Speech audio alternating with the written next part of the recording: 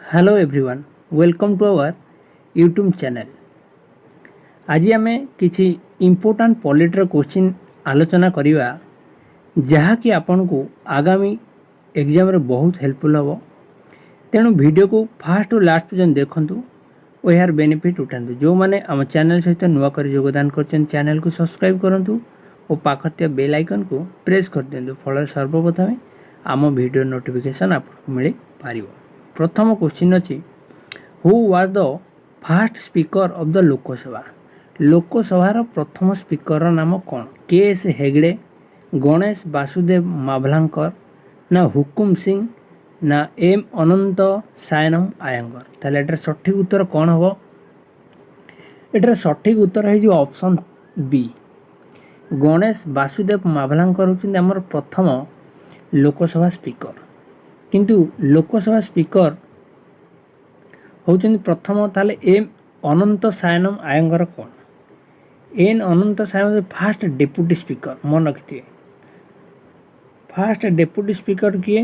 अनंत सायनम Iyengar. Option D है जो deputy speaker.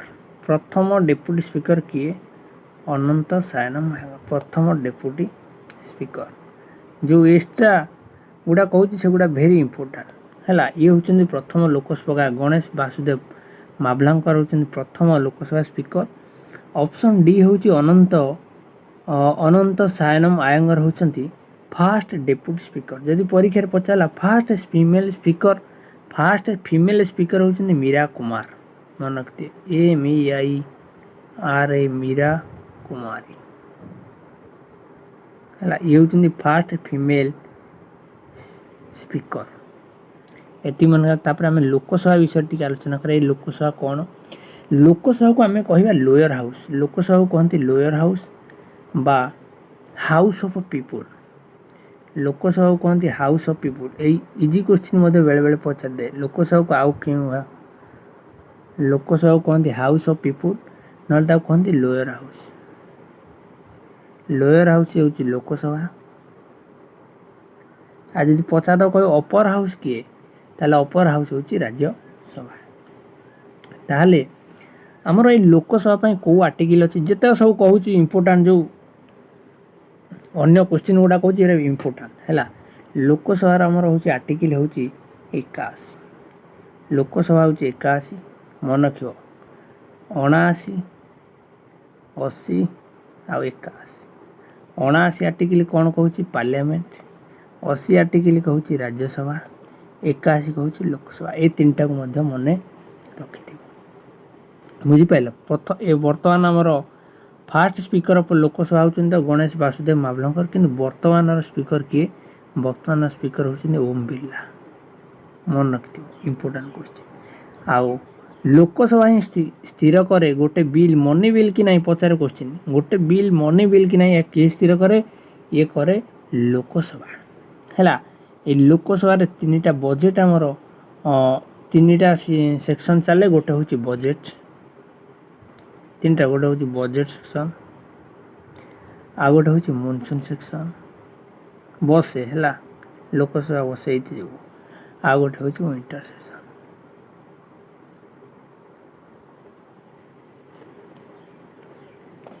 है। आउ किछि किछि परीक्षा पचार दे father of Lok Sabha. Father of Lok Sabha पचारे तुम से ऑप्शन बी को चूज करके जीव। आशा करुच्ची ये क्वेश्चन आप बुझीपारे। नेक्स्ट को जीवा आम who among the following is the supreme commander of Indian air force. से कौन Indian arm force. Indian arm force जो अच्छी तार सुप्रीम कमांडर किए?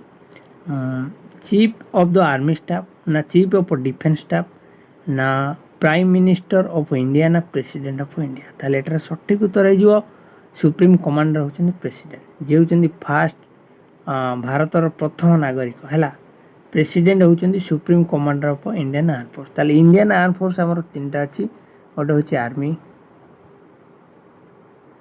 आ गोटे अच्छी नाभी, इंडियन नाभी है। इंडियन आर्मी, इंडियन नाभी, आ गोटे हूँ एयरफोर्स, इंडियन एयरफोर्स। ये इंडियन आर्मी डे आमर पालन कराऊँच जनवरी 15 रे सब मन रखु। नाभी डे हूँ डिसेम्बर 4, एयरफोर्स डे हूँ अक्टोबर 8 आपको खातार नोट डाउन कर है। बर्तमान आपन को क्वेश्चन हूँ मोर बर्तमान आर्मी रो चीफ किए अच्छा डिफेन्स ऑफ आर्मी रो चीफ मनकर हेड किए अच्छा ना हूँ उपेंद्र द्विवेदी। मन रखिथ ये सब उपेंद्र द्विवेदी बर्तमान रिसेंटली अच्छा उपेंद्र द्विवेदी। आज यदि पचार दो नाभाल किए ताले Dinesh Kumar Tripathi.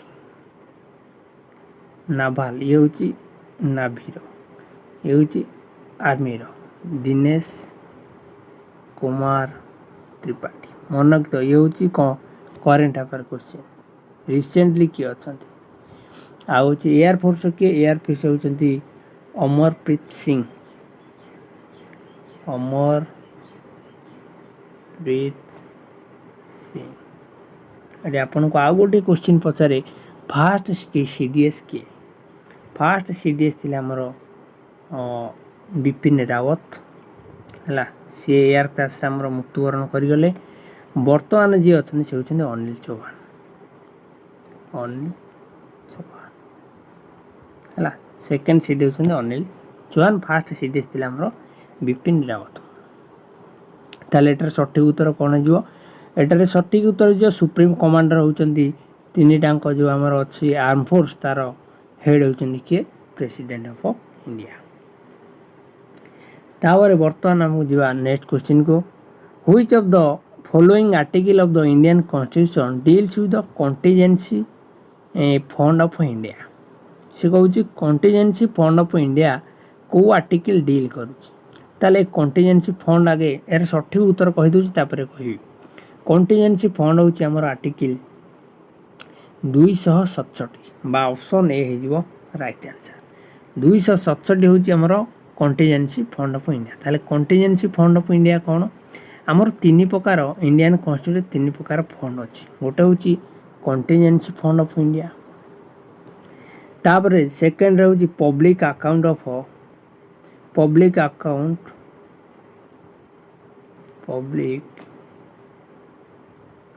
Account fund of India. और नेक्स्ट हूँ आ गोटे अच्छी consolidated fund of India. Consolidated fund of India. ताले तीन टाक कौन?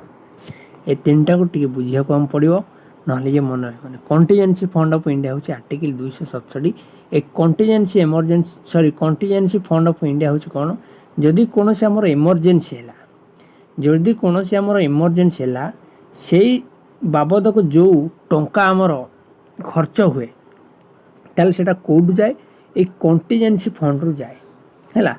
कॉन्टिजेंसी फंड रु आमर जदि कौन सी इमरजेंसी पड़ा ताले खर्च करने आमर कॉन्टिजेंसी फंड रु आमर जाए।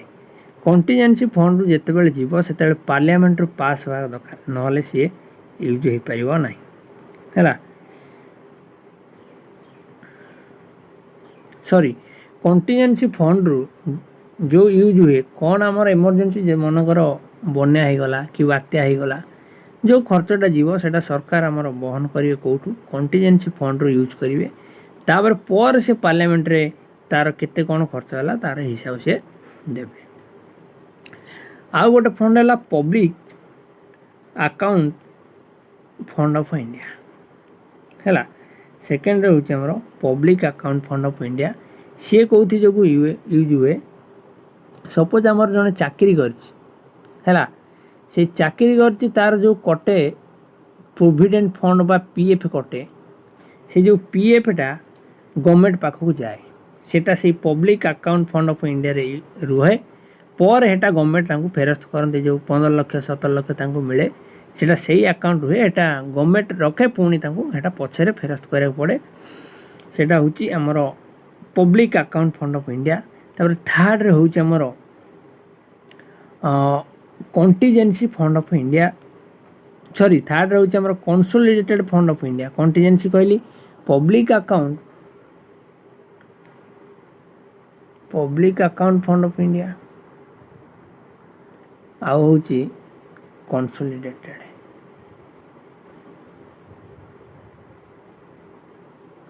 ये दीटा आर्टिकल कहूँ 266 ये कहूँ के 267 public account fund of India कौन बुझे जो आमर सालारी कटुची जो पीएफ कटुची समस्त जो मैंने जॉब करते जानते पीएफ कौन और पीएफ कटुची से पैसाटा आमर पब्लिक अकाउंट फंड उपर रहे पुणी सरकार यहाँ कौन करती से चाकरी सरला गोटे बड़ अमाउंटर दिखती नेक्स्ट है consolidated fund of India consolidated fund of India कौन एटा हूँ गवर्नमेंट पाखक जो जिनिस आसूची जो टैक्स आसूची बा गवर्नमेंट पाखक जोटा क्रेडिट होची आपण गवर्नमेंट जो पैसा जो खर्च करूटा आमर कंसोलिडेटेड फंड रे आमर रुहे बाता हिसाब रहे कंसोलिडेटेड फंड ऑफ इंडिया होची गवर्नमेंट जो टैक्स आसला सब जी आम रेवेन्यू है पुणी जो एक्सपेंडिचर हम खर्च हम तार टोटाली सेटा हम सेटार हिसाब पुणी फास्ट सी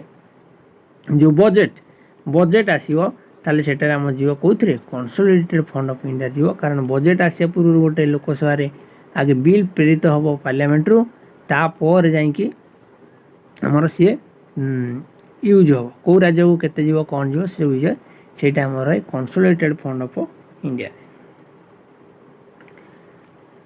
ताले एटार सठिक उत्तर हो आर्टिकल 267 जदि आपन वीडियो भल लगुच ताले गोटे लाइक करो पिले माने लाइक करो नेक्स्ट क्या से कहे what is the term of the office of the president of India से कोई जन प्रेसिडेंट कर कार्यकाल केते वर्ष ताले एटार सठिक उत्तर हो ऑप्शन बी एटा समस्ते जानछन्ती प्रेसिडेंट कर कार्यकाल होची 5 वर्ष ताले प्रेसिडेंट हवापाई केते वर्ष अति कम रे केते वर्ष हवा दरकार अति कम रे प्रेसिडेंट हवा कहले तुमको 35 वर्ष दरकार यदि लोकसभा पाई केते दरकार लोकसभा पाई दरकार हमर 25 वर्ष मन रखियो लोकसभा पाई 25 किंतु प्रेसिडेंट हवा पाई हमर 35 वर्ष दरकार ए प्रेसिडेंट को आर्टिकल आसी प्रेसिडेंट आर्टिकल होची 52 आर्टिकल 52 हूँ प्रेसिडेंट आमर 3टी जिनस जो बहुत चर्चार इमरजेंसी जहाँकि नेशनल इमरजेंसी स्टेट इमरजेंसी आ गोटे हूँ फाइनेंशियल इमरजेंसी नेशनल इमरजेंसी केबे बा को आर्टिकल 352 स्टेट इमरजेंसी केते 356 ये मन रख ये हूँ इंपोर्टाट क्वेश्चन फाइनेंशियल इमरजेंसी केते 360 वर्तमान सुधा फाइनेंशियल इमरजेंसी आमर केबे भी लागू होई नहीं नो फाइनेंशियल एनर्जी किंतु आमर नेशनल इमरजेंसी बर्तमान सुधा 3 थर लागू हो सारे केबे जिते बेला आमर 1962 मसीह चाइना वार होता चाइना सहित युद्ध होता तब इंडो पार्क जिते बेला आमर युद्ध होता 1971 थर लगी आ गोटे इंटरनाल डिस्टर्बांस जो 1975 लगी बर्तमान सुधा पचारे परीक्षा केते थर इमरजेंसी लगी सारे नेशनल इमरजेंसी से हूँ केते थर 3 थर लगी सारे आ स्टेट इमरजेंसी आ गोटे बढ़िया क्वेश्चन पचारे क्यों राज्य में सबुठारु अधिक थर स्टेट इमरजेंसी लगी से हूँ पंजाब मन रखि very very important question Punjab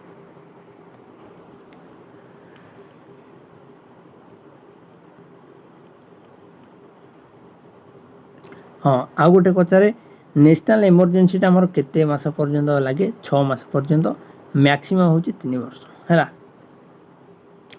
आगू जा under which of the following article of the Indian constitution right to equality is granted से कहते राइट टू इक्वालिटी को आर्टिकल अंडर जाऊँगी ऑप्शन ए दे आर्टिकल 14 रु 18 19 रु 22 23 रु 24 आ गोटे हूँ 25 रु 28 23 सठिक उत्तर के राइट टू इक्वालिटी हूँ आर्टिकल 14 रु 18 है राइट टू इक्वालिटी कौटी आर्टिकल 14 रु 18 ताले 19 रु 22 कौन 19 रु 22 हूँ राइट टू फ्रीडम हूँ फ्रीडम राइट टू फ्रीडम हूँ 19 रु 22 23 रु 24 हूँ right against exploitation exploitation, right against exploitation. तापर आ गोटे रहा 25 रु 28, 25 रु 28 हूँ फ्रीडम ऑफ रिलीजन, रिलीजन जो फ्रीडम ऑफ रिलीजन आपको मन रखी थी क्वेश्चन किसी भी पचार दे पारे। आ गोटे आगुरी वर्तमान सुधा आमर 6टा राइट थिला, फंडामेंटल राइट, फंडामेंटल राइट 6टा थिला। आ गोटे थिला आमर राइट टू प्रॉपर्टी, प्रॉपर्टी राइटटा वर्तमान हो जाइए गोटे लीगल राइट है। पचार दब कौ राइटा गोटे लीगल राइट हो जाइए से हूँ right to property, legal right होटा केबे बाहर कला रिमूव करागला क्वेश्चन बेले बेले पचारे मन रखियो 44तम आमेंडमेंट एक्ट 1976 अनुसार सॉरी 1978 अनुसार ताकू अलगा कर दि जाए गोटे लीगल राइट करदेला सी आ फंडामेंटल राइट रे नहीं, से बर्तमान हो जाए गोटे लीगल राइट किए राइट टू प्रॉपर्टी है। पचार दब बेले बेले पचारे आमर जो फंडामेंटल राइटा कौ भाग में अच्छी, फंडामेंटल राइट हो पार्ट 3 रे अच्छी, पार्ट 3 रे अच्छी आमर फंडामेंटल राइट। आई फंडामेंटल राइट को आम कौट आनी, फंडामेंटल राइट आम आडप्ट करचे यूएसए। ये सबू क्वेश्चन इंपोर्टाट, तेणु समस्त क्वेश्चन को भल भाव लिखिकी प्रैक्टिस कर। When was the last fundamental duty added to the Indian Constitution, से कौन लास्ट फंडामेंटल ड्यूटीटा केबे added करा जाइथिला 1986, 2002, 1995 ना 1965। ताले एटार सठिक उत्तर कोटा हम कह। When was the last fundamental duty added to the Indian Constitution,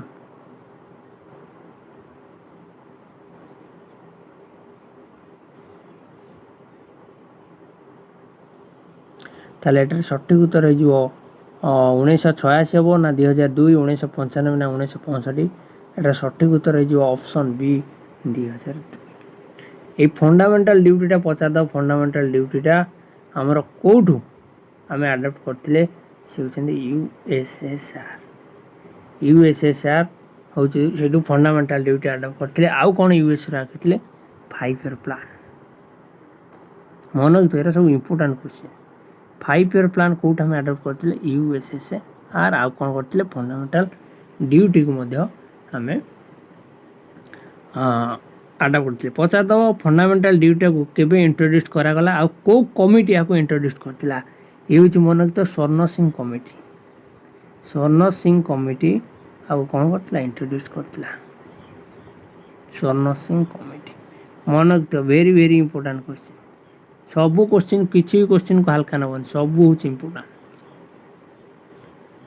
है। फास्ट केबे आडेड करागला 42 आमेंडमेंट एक्ट 1976 प्रथम फंडामेंटल ड्यूटी को आड करागला, आपको मन रखी थी। तापर next at present how many schedule are there in the Indian constitution, से कह केतोटा शेड्यूल अच्छी वर्तमान इंडियन कन्स्टिट्यूशन 19टा, 20टा, 16टा ना 12टा। ताले सठिक उत्तर हो कौन, सठिक उत्तर हो ऑप्शन डी 12टा, 12टा आमर शेड्यूल अच्छी।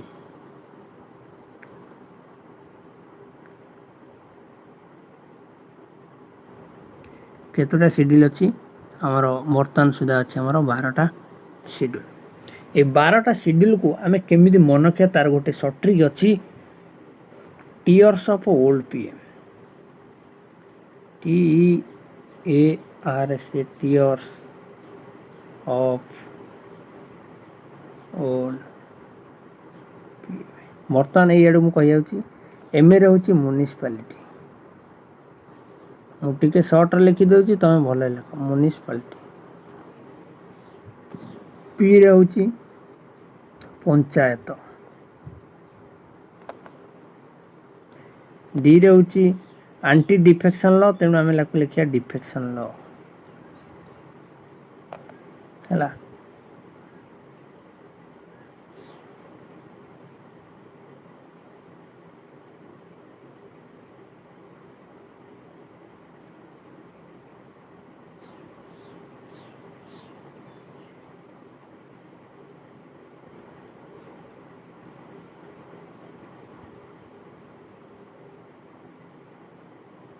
तापर एल रे होची एल रे कौन हम एल रे हम land reform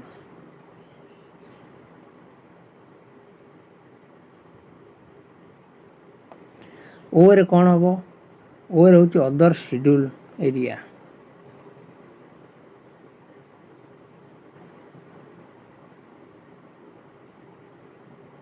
other schedule area तापर रहला टियर्स ऑफ आउट रहला है एफे होची फेडरल स्ट्रक्चर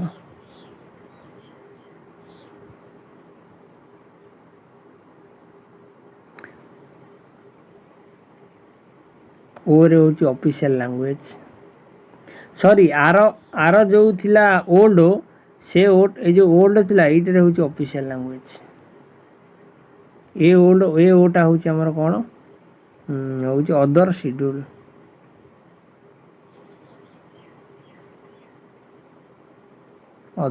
एरिया हैला एसे रे होची हमर शेड्यूल एरिया आर रे होची हमर आर मन का राज्यसभा ए रे होची अफर्मेशन ई रे होची इमोलुमेंट्स टी रे होची हमर टेरिटरी मन रखियो टियर्स ऑफ ओल्ड पीएम टी रे होची टेरिटरी ई रे होची इमोलुमेंट्स ए रे होची अफर्मेशन आर रे होची राज्यसभा एस रे होची शेड्यूल एरिया ओ रे होची अदर शेड्यूल एरिया एफ रे होची फेडरल स्ट्रक्चर आ गोटे ओल्ड जो ओ रे होची ऑफिशियल लैंग्वेज एल रे होची लैंड रिफॉर्म डी रे होची एंटी डिफेक्शन लॉ पी रे होची पंचायत एम रे होची म्युनिसिपालिटी ये होची जो भाग को भाग रे कोन अछि प्रथम भाग रे अछि हमर टेरिटरी किंतु एठी हमर 50 शेड्यूल केतेटा अछि तने शेड्यूल होछि हमर 12टा schedule next who are the first chief election commissioner of independent India से होछि स्वाधीनता रो प्रथम चीफ इलेक्शनर के सुकुमार सेन के भी के सुंदरम टी स्वामीनाथन ना एमएस की ताले एटा सठिक उत्तर होछि ऑप्शन ए सुकुमार सेन होछनी फर्स्ट चीफ इलेक्शन कमिश्नर हमर केतेण चीफ इलेक्शन कमिश्नर रहिबे बा हमर जो इलेक्शन रो ये रे केतेण रहिबे जणे रहिबो चीफ इलेक्शन कमिश्नर आउ जण रहि आउ दुई जण रहिबे इलेक्शन कमिश्नर हैला तेनु तीन जण टोटली से बोर्ड रे रहिबे तीन जण ताबरे हमर ए जो चीफ इलेक्शन कमिश्नर केते वर्ष रिटायर नेबे 65 एज रे से माने हमर रिटायर नेबे आ तांगर कार्यकाल होची 6 वर्ष केते 6 वर्ष आ हमको अपॉइंटमेंट के करियो अपॉइंटमेंट करियो हमको president next Which of the following article of the Indian Constitution deals with the parliamentary system of a government at the center? ताले सेटा सठिक उत्तर है जो option C article 74 and 75. Next क्या Who among the following is the guardian of the right and privilege of the member of Lok Sabha? से होची लोक सभा गार्डियन के prime minister of India speaker of लोक सभा लीडर ऑफ ऑपोजिशन इन लोकसभा और supreme court of India ताले एटा सठिक उत्तर हो जाउची option B speaker of Lok Sabha हैला कहितली फादर ऑफ लोकसभा के स्पीकर एडी सेंदी स्पीकर ऑफ लोकसभा तो गार्डियन मध्ये कह जाए तेने आपको मध्ये मन रखी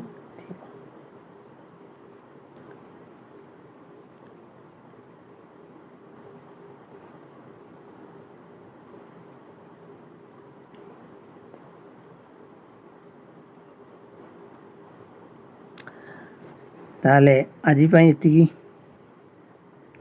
सुप्रीम कोर्ट ऑफ इंडिया ये गोटे सुप्रीम कोर्ट विषय देखिए सुप्रीम कोर्ट विषय आम टी गोटे इंपोर्टाट क्वेश्चन कर सुप्रीम कोर्ट आर्टिकल डील कर 124 मन रखिथ आर्टिकल डील कर 124 सुप्रीम कोर्ट 31 जन जज रुहति केते जन 31 जन इति आकु मध्ये मन रखियो आज ये आर